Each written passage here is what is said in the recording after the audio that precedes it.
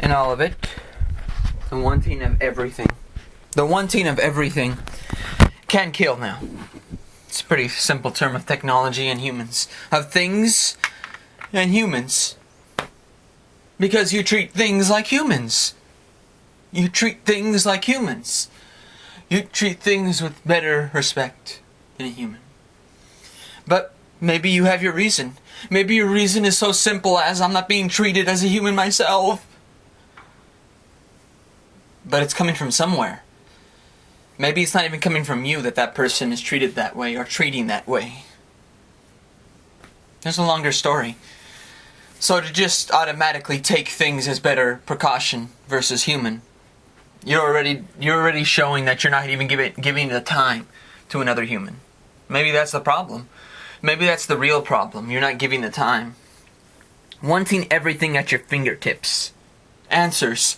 See, technology offers that, Wanting everything at your fingertips. Why technology can teach you badly to need each option of a person to stay in front of you until you make a decision. Truly, the need of needing anything at your fingertips should only come to you when you made that choice. That's the truth. If you can't see that, then what you want, how the other person wants it too, or what they want, you're going to disregard that. That's the problem. So right there, you wanting everything, you're going to shun a lot that the other person is going to try. Because you want to make your decision first. Before anybody makes any move, you have to wait. You can't do that to somebody. And, well, you can. But you just make it worse. Because you're taking your instinct to say, I need everybody around me. I need what I want around me. Like technology, like I could get that when I wanted. Why do you think in the late 80s and so many movies during that time period, there was a ton of movies that came out about people being stuck behind a desk and wanting to be? Because then they wouldn't have to worry about dealing with humans at all. They just work on the computer and they're good. That's what the Tron movies were about. The first one was about that, clearly. And then the sequel showed the opposite effect. How you being stuck inside that zone has to come out. You have to live up to what something you didn't live up to with somebody. That's what Tron was all about. You make a promise, you don't keep it, well, you have to go with the consequences of making that promise. Sadly, I haven't been in that situation yet because nobody has wanted to make a promise with me to stay friends or to stay anything else. There's no promises here. So I don't have to worry about that. There's nothing I have to think about for 25 years before finally my son comes in and saves me from it. There's nothing like that happening to me. That's the point, That's the problem too. That's why I'm talking about this right here, because once you get treated like a thing, it's pretty easy to notice.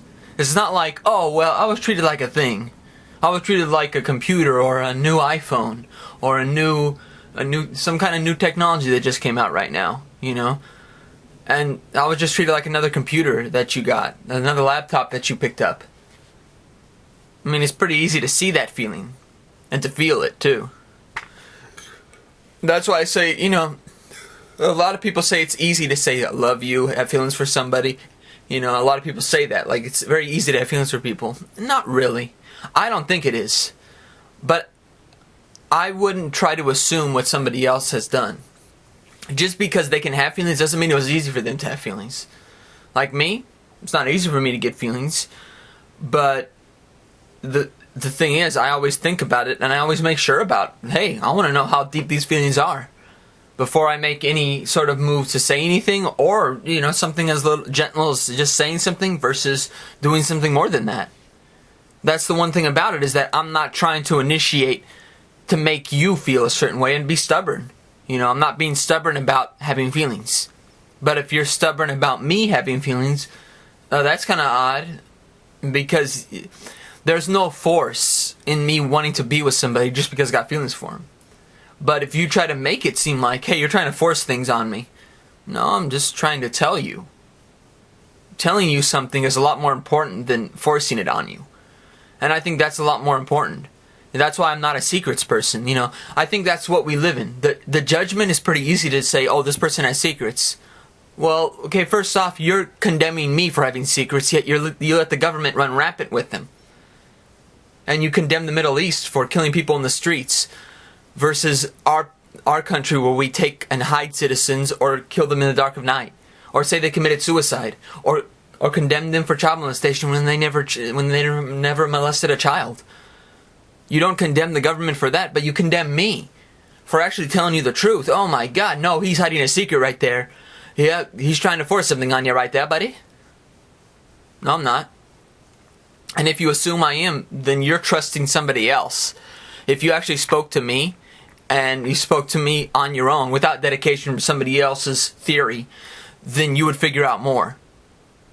It's just like with somebody talking to me about like 9/11 and stuff like that. I don't go about and say, oh, I'm just trusting somebody else saying this. No, I just trust humans to value revenge and bullying more than any other things. Because I've seen it so many damn years. It's just like when they walk into a movie theater and come out and say, that movie was deliciously evil. Wait a minute. You always talk bad about how other countries are, and you're telling me that's deliciously evil. Why even agree to have wars in other countries if you like evil that much that you would eat it? Which is it? You can't pick both. The script doesn't call for both ends, and it never will. Everyone would get theirs. Well, you can't get theirs if you're going to eat up the evil. If you're going to say it's deliciously evil, not everybody can get theirs then. Karma doesn't work if you don't want it to work. Or if you want every side to have its own dedicated presence. And then say, well, we'll let them destroy that side. At least it's not us. At least we have it better than them. Going back to that again. But if you want to value technology just as much as you value me and think of me in the same form as technology, you got it, buddy. But you're not going to be in my life for long then. Because if I valued you for only being a technological marvel, as I would my iShuffle or something like that, and worry about the next one coming out, which I'm not. I got the 2 versions that are the cheapest and the best. 2nd version and 4th, which are the only good ones but anyway.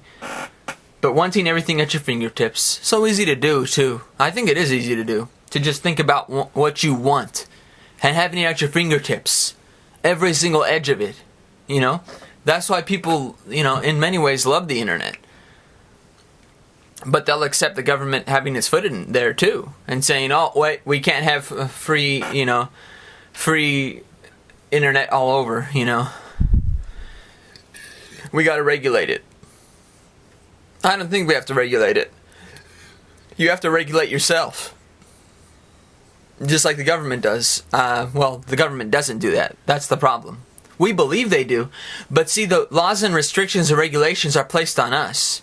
They have loopholes to get around them. So to allow them to create more, you're basically saying, I trust that you never will go against the ones you've already put in place. You're basically saying that. So like the Prop 8 thing and stuff like that. Oh, no, I believe the government lives up to these things. How do you know? You have proof of this? You don't. And yet here you are spouting and saying they do.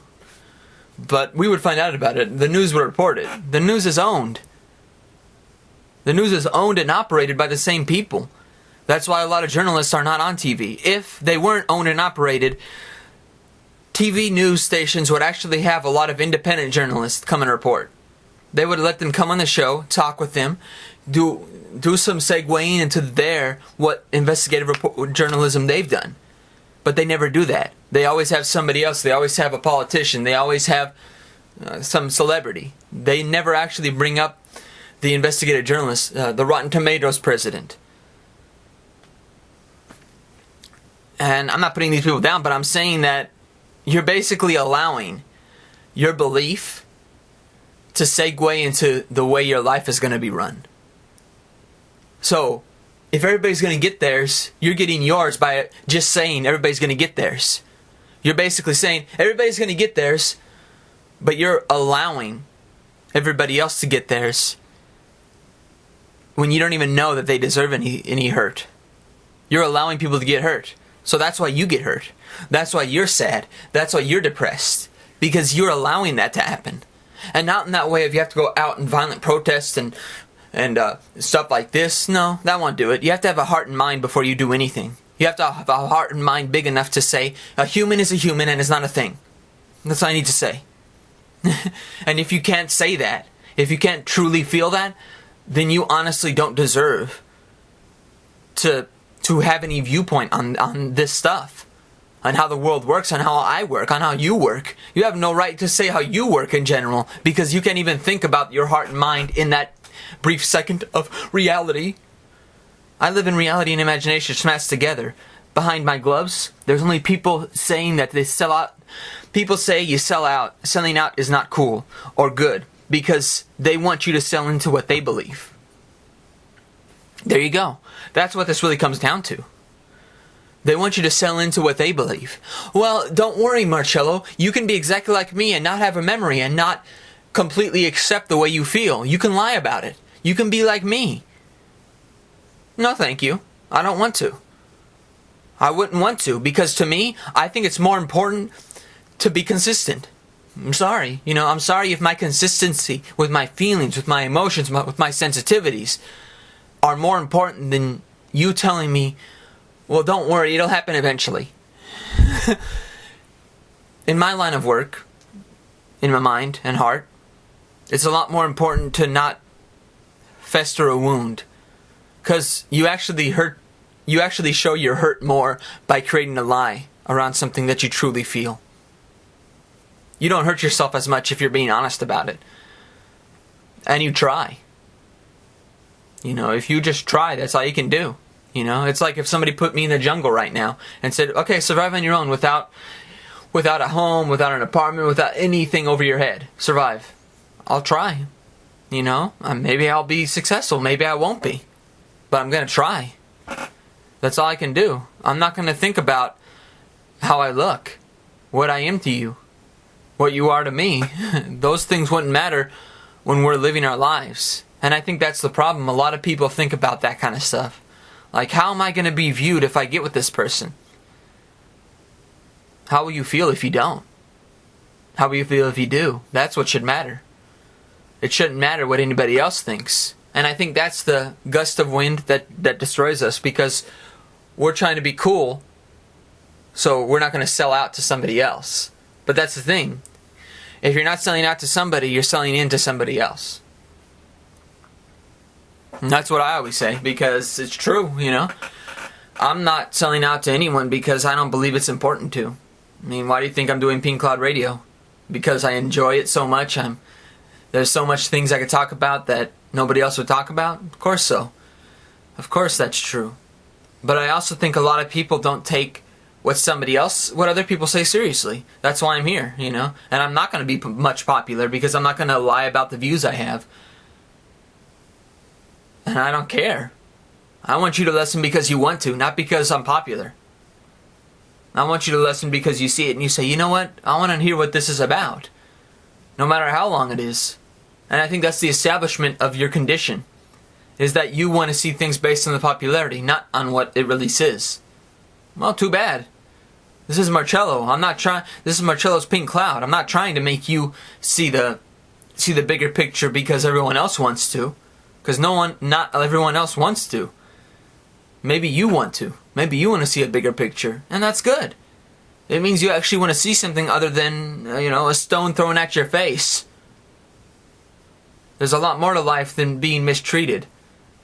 But you can't see that if all you want to accept is mistreatment. And that's the thing. You gotta strike gently with yourself. To understand things, it's going to take time. Oh, that's a lot to take in, Marcello. Of course it is. Because all you took in when you were growing up was the Maury Show, finding out men were bad because your father left, and you don't even want to think about it. You have to think about those things and move on from them. Because the more you hold on to those kind of things that held up your life, they're still holding up your life right now. It's like somebody's holding a gun to you and there's nobody there. But you're holding it in because you don't want to let go of that. Because that's the image that a lot of people have. So it must be true. It's not true unless you make it true. And you're making it true by holding it in. That's why, to me, I've had to write a poem about my father and everything, because I'm not going to sell out to the idea that it's not cool to not have a father, or blah blah blah. Those things are temperamental vaccination points, as I call it. Vaccination ain't important to me, but the point is that if it's not a parent that makes a parent. It's how you treat somebody as a person, you know? A lot of people may say, hey, you use your parents because you're still living with your mom. Okay, but to be honest, someone would have to not only have to say so, but prove so. They would have to prove so. That you live with your mom, you must be using her. Well, go ahead, say that all you want. But you're proving only that I have a good understanding with my mom. That I can still move out even if I have a good connection with a person. But that's not going to change how you feel about me. And the proof is what you're telling me right now. If you feel that way right now, then I can't dedicate my life to you having that sensory detail. If the only sensory detail of my life is, hey, you live with your mom still, then why even know me? Why waste your time knowing a person if all you're going to recognize is that little quality? You obviously don't know all the stuff I learned from my mom, and all the stuff that you didn't even learn from your father, even though he was around your whole entire life. And this is what it comes down to, really. Don't judge me, but let me judge everyone else. Hey, don't judge me when you're doing all the judging. There's not enough room for me to judge. I always think about that. When people say, hey, don't judge me, but let me judge everyone else. It's okay to judge people based on their physical appearance, but don't judge me internally because of me judging people by their physical appearance. That's not good. You know, I think that's the one thing that we try to trajectorize around here in the world, is that it's okay to judge people physically, but if you start judging people internally because of them judging physically, there's a problem. Uh-oh. You know, you're taking what I do and making it a bad thing because you're judging it, but you're judging somebody else on the outside quality. Would you know me inside, or would you just know me outside? Oh, color what you like. That's the real open knife right there. You basically are saying, I could stab somebody and you should be okay with that, but if you stab me, I'm not going to be okay with that. Well, then how do you know somebody else is okay with you stabbing them with a knife? How do you know they're okay with that? I don't think they are. Well, but they won't know. You know, I just judge them physically and I don't tell them directly. And even if I tell them directly, I'm only talking about their physical appearance. That's all. So don't judge me based on that. Well, there you go. That's the story. That's the story. Oh, don't judge me on that. Well, but you're basically handing out the scripture of what other people can do, and I disagree with that. Because I'm going to make you perfectly clear. Throw a knife down your throat and see how long you could swallow it for. Because if you can make the determination of how people can think, so can I. You're not the only one that can do that. And I think that's the issue, is that it's okay to do that because a lot of people do it. So that there's going to be a lot of people that are going to defend that side for you. They're going to say, oh, it's okay to judge people physically. There's going to be a lot of people who defend that because that's all they know. They won't want to know anybody internally, so they'll agree with you on that point, and they'll agree with you not to judge anybody internally. So you have a lot of people on your side. Woohoo! You know, bam, man. Woo! You just sold into something, though. Because now you're going to have a lot of people defending you. Let me see if you can stand up on your own with it. You know, that's the wincing point. You know, grab the candlelight and see if you can walk through a forest at night. Walk through a cave. Go spelunking. But you can't. You can just say what you want, but at the end of it, all you're doing is finding your own reason to be unreasonable with people, to judge them that way, and not know them any more than that. Because at the end of the day, if you're judging people based on their physical appearance, even if you take initiative to get to know them a little more, it doesn't mean you're going to take any of those qualities that they tell you or that you know about them internally. It only means that you now have already judged them. So that means that everything will go back to the previous pretense. So you may even forget all that stuff that you know about them and just say, oh, well, I know their figure. Woohoo! Those are some boobs right there. that's all you need, because you'll always go back to that. You'll go back to the first judgment point. That's why I don't judge people, because to me, it's not a point of prediction to say what kind of person you are on that point. But if you're going to judge me and walk away, I mean, I can't really tell. I can only give guesstimates on why you did. Sometimes it's pretty easy. You'll tell me right away. You'll tell me by your anger and being upset, you know. And I think that's the thing that I've noticed, is that if you're upset, it kind of says already why you're not my friend anymore. Those are the reasons. But if you're not happy when somebody else finds love, how do you expect to find love? I'm thinking about one time when I was hanging out with my friend Marcos and Ruthanne, and they were kissing in the back seat. It was not bothering me. And their answer to me later on, when I dropped Ruthanne off at her place, and Marcos I think as well, because I think his car was there, they asked me if it bothered me, and I said no, not at all. I didn't really take it that way, because I felt like, you know, I'll find the right woman someday, and I will. You know, it's just going to take time, because I'm not a person who uses all the methods like I just said to try to lie about things to somebody or some other bullshit like that, because those aren't initiatives to bring a serious relationship into. If you start with lies, if you start with those kind of insecurities just to get security from somebody else, those are the same reasons you're going to leave the relationship. And I want my relationship built on the strength of what we build together, not what we expect from each other. The expectations come with what we build together, not from what we just expect before we get there. If you don't want a serious relationship, you obviously are just going to have expectations flying through the roof. And they could get higher than any foundation that we could build. And they will. A foundation being built together means you can't have expectations above the foundation. You got to build the foundation and have the expectation with it. Not the other way around. But it's okay, you know. But I do mean what I just said, you know. If you're not happy when somebody else finds love, how are you going to find love? You know, oh God, these people are together. If those kind of things make you swelter and have this kind of, you know, vexation to want to kill, like a snake or something, then, I mean, you're not going to find any love. Because your only benefit in life is if you find the person, not if anybody else does. That means that even if somebody is completely happy with you and wants to be with you, and maybe is the person that's supposed to be with you in that serious way, you won't accept them because you've not accepted anybody else's love. So why would you accept love for yourself when you can't even accept love when other people find it together with somebody else?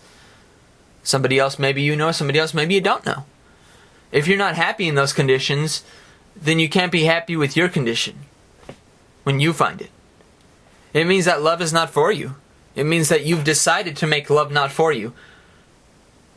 And I think that's the key in all this, is that, you know, it goes through these conditions of like, this is the relationship.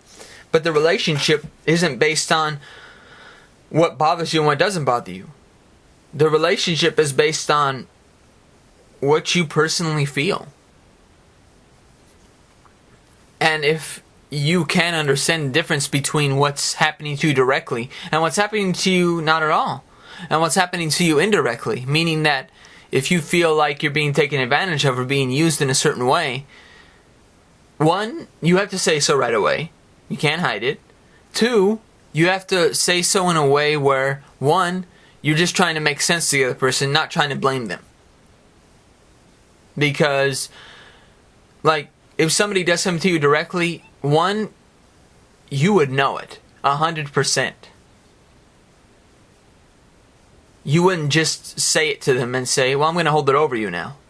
I think that's the one thing that I've noticed, is that when people think some way about things and they hold it over you, they're wrong. Because they're holding it over you. They wouldn't have to hold something over you if you know you're right about something, if you know you're being used or being treated like something else from somebody. If you have to hold it over them, you obviously are not being treated that way. You just want them to feel guilty about what they do. I can't feel guilty about something that I'm doing for me. I'm not doing it to hurt you. So obviously, if I continue to do it, I'm not going, I just want to hurt you. I would tell you right away if I wanted to hurt you more. I want to hurt this person more. Let me just do this right here. And only the people, here we go, voters, public, have the way to change things. But not true. It's a reflection of no responsibility from government, banks, corporations, all working together as they are responsible. They're the ones that have the most powers and can manipulate the powers, commit corporate fraud, have individual rights for banks and corporations as names they stand in. They're treated like human beings. So to say we have to be responsible, we have no power over that stuff. They have to be responsible. They have more power than us.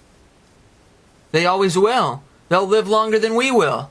How can a human life outlive what they've done ever since the end of slavery, when they went into courts and said that we want to be treated like human beings?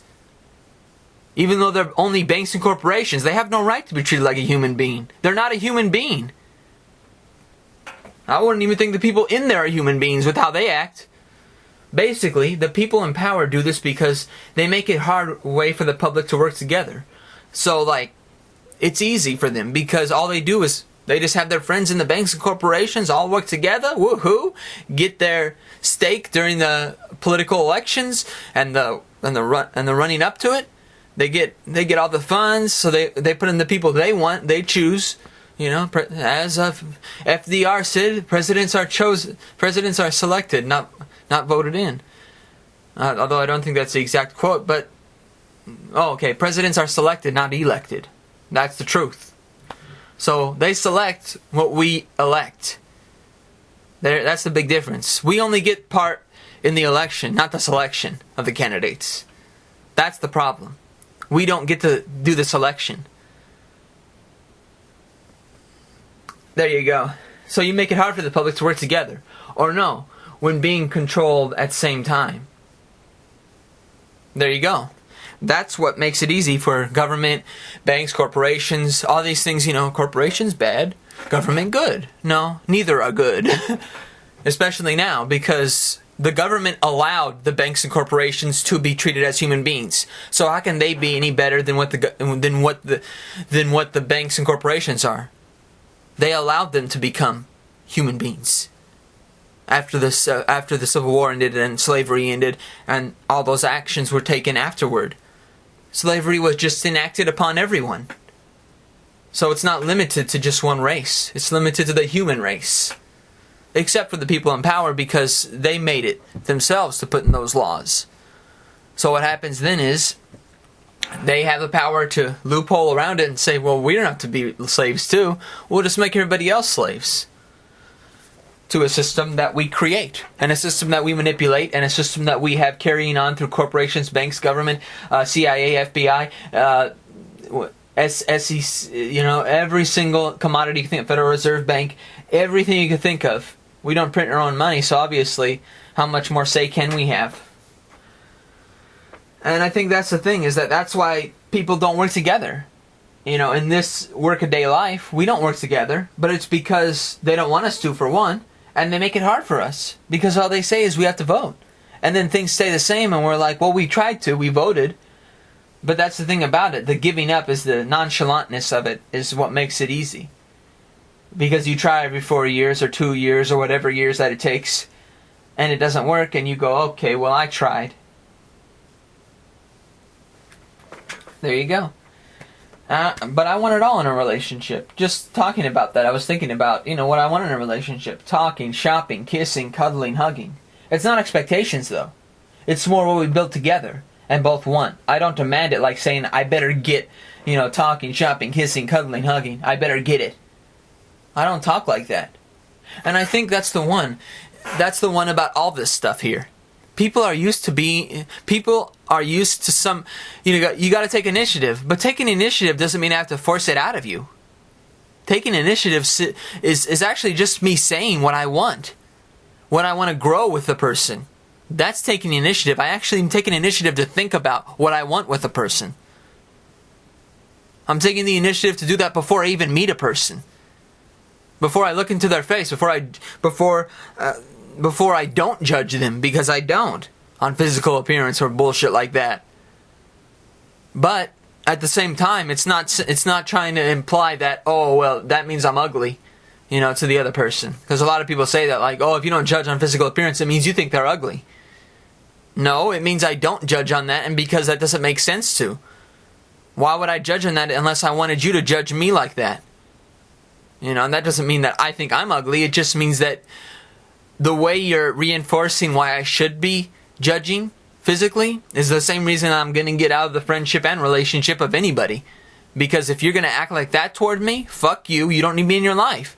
There are enough people in this world who judge physically. You want me to as well? Well, I'm not going to be like everybody else. You can go to hell with it. Because you're already living in hell if you want me to do the same thing like everybody else. And that's why I say that it's not expectations. It's what we're going to build together. You could have your life together with any swamp meat you want to. Because I don't judge on where you live, how you live, whatever the fuck you said. But if you start making implications on the kind of person or judgment I make, when I don't, I'm gone. You don't need me here. And it's the same point of what I say about expectations here.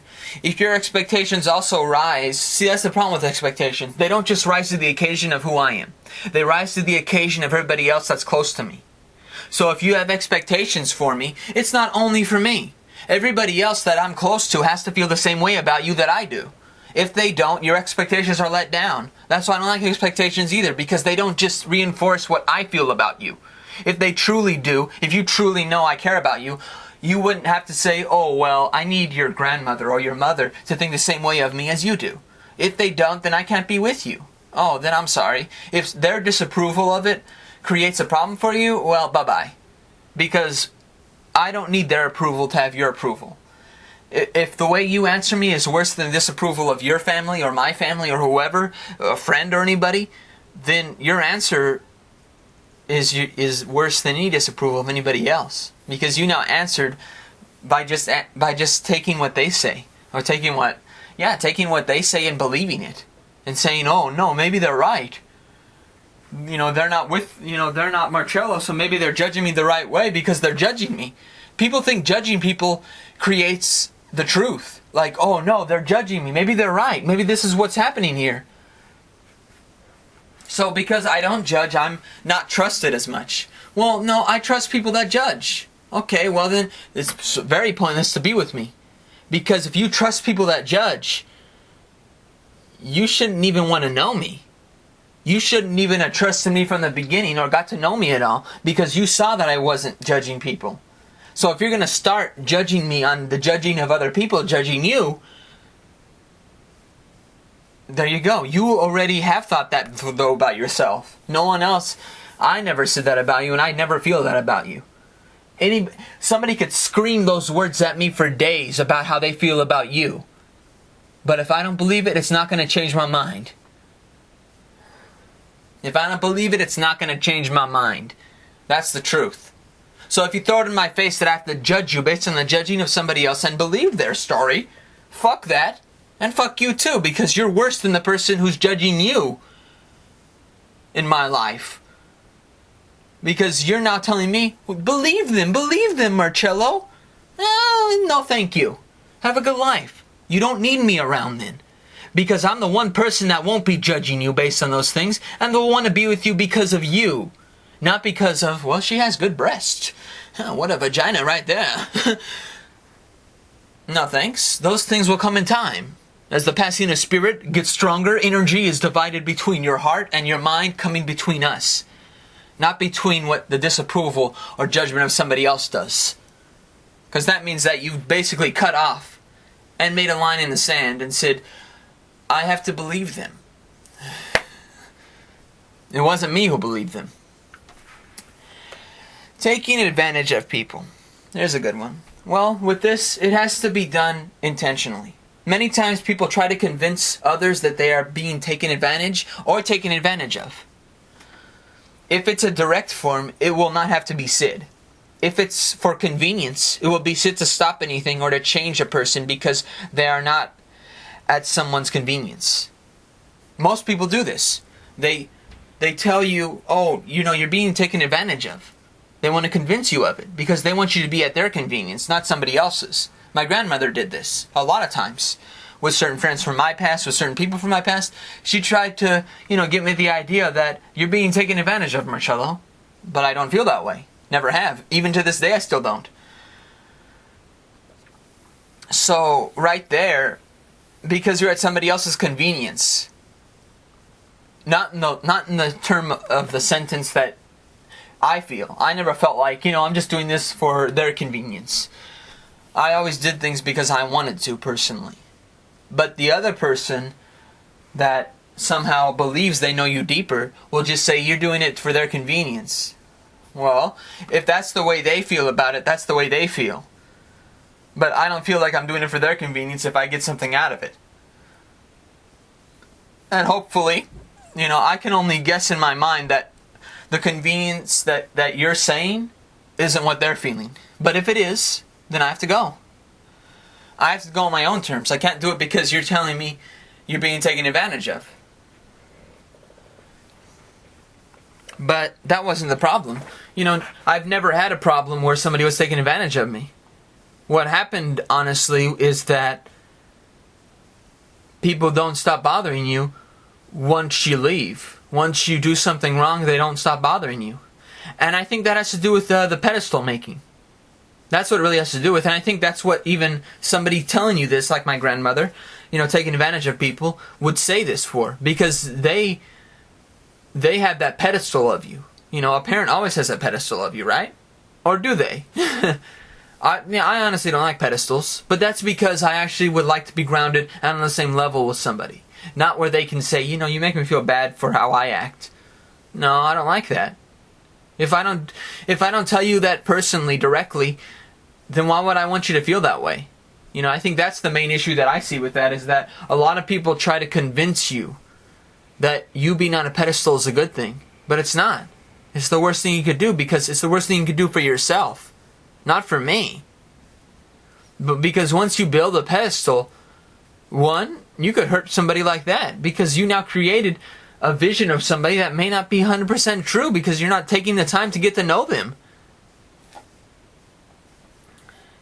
And I think that's what this means about, just thinking about how, trying to convince other people that they're taking advantage of you. But it's only because they want to take advantage of you. It's only because they want you at their convenience. It's because that's how they think of themselves when they're with you. If somebody brings up this idea, that's how they think of you when you're with them.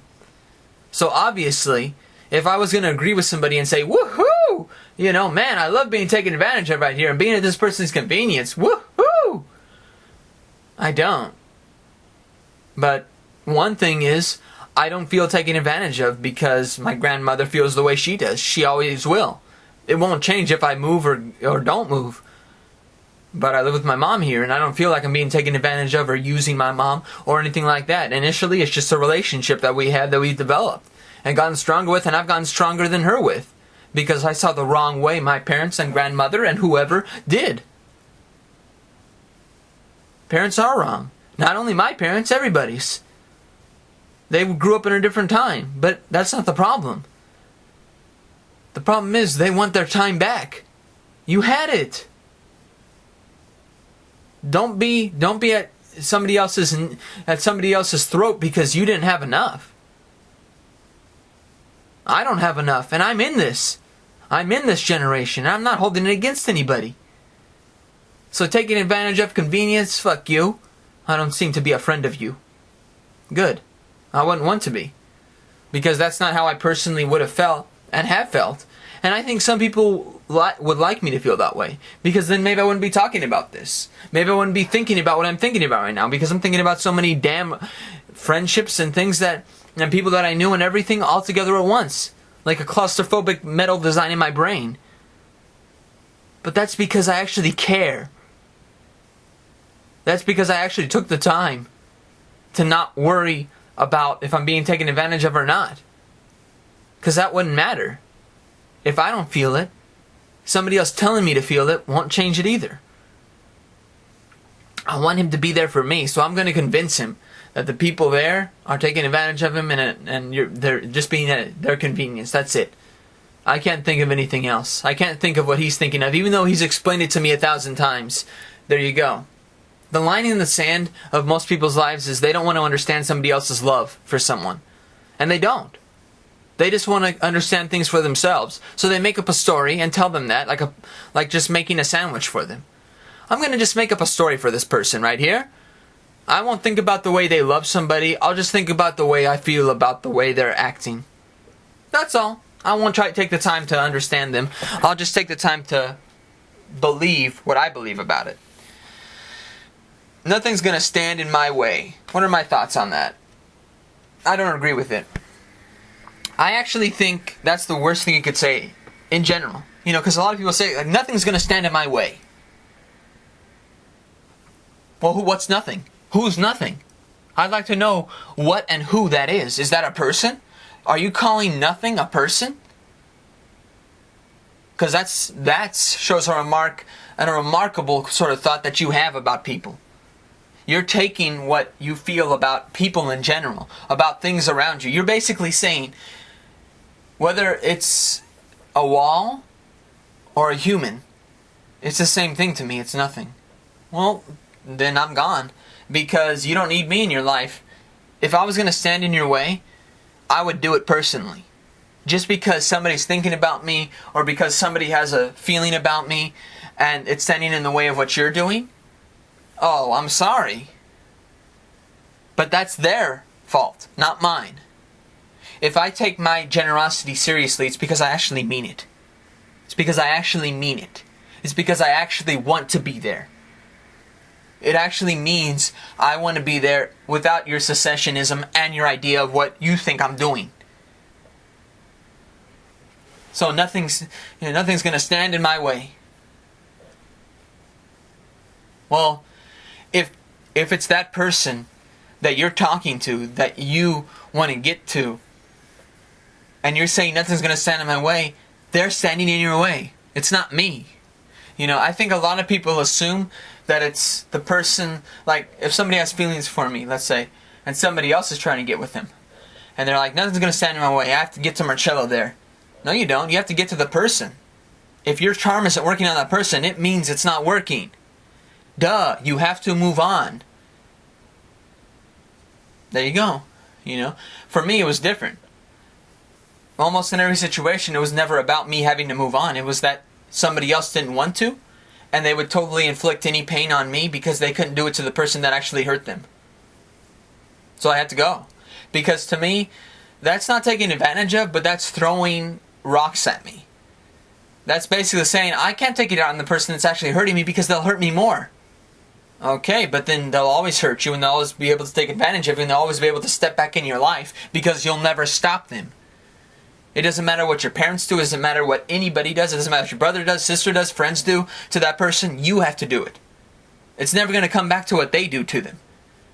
Because they're not always going to be there. Not in that form of they're not always going to be there, but you have to be there too.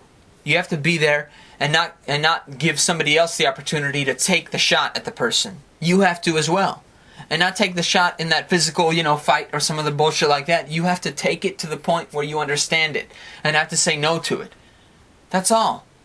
If they don't want to listen, who cares? You have to do it anyway. So nothing's going to stand in my way. Seems like a lot of people say that, but many don't use it actually in their personal life when they're in something. Their pistons don't turn. Their pistons only turn when they can stop somebody else that's weaker than them. Or that's not stronger than them. Or that's in the mind a bigger creator than them, and they don't want to be that creator. They don't want to create something. They want to destroy something to create something. That's the big difference. It's a lot easier to destroy something and then create something than it is to just create something. That's why when I hear people say in my past that, you tried to get with certain people that had boyfriends or whatever, it wasn't because I was trying to destroy the relationship they were in, because sometimes people say like, you have to fight him to get to me. Like that would be the girl saying that about her boyfriend. And I always thought, well, I'm not trying to get with him. I'm trying to get with you. That's the big difference. So why would I waste the time getting to know that person if I just want to get to know you? What's more important to me? Where's my benefit there? There is no benefit, because I have no belief that you're going to stay with me. I only have a belief that what I can do with you, how I can talk with you, can make it come across. But if all you want to see is me being a boss hog and acting, being the top dog in the situation, it's not going to happen. Because if I just wanted to be the top dog, then I wouldn't want to just be with you. I want to just be with one person. That's why my ego doesn't fit into the equation of every single thing that I do. It never does, this isn't about bolstering egos. It's about actually getting along and, if we have arguments, to figure a solution to it. To have a solution in mind. And to figure it out together. And not just say, oh, that's too much over my head. No, it's right in your head. And then we both figure out things in our heads and figure it out together. And come to a solution, not just an ego. So that's all. In this whole thing today, this is a rapid fire solution. And wanting everything at your fingertips won't get you what you want. This is the grip one. We're gripping onto everything. We're latching on because we want everything there till we make a decision. Until we finally say nothing's going to stand in our way. So basically, you come from saying that they're nothing to you. So basically, you come from saying that they're just a little technological bit to you to now nothing. Then I'd rather just be nothing already. Don't even try to step on the line that I could be something to you. Unless I am. Take care. Love.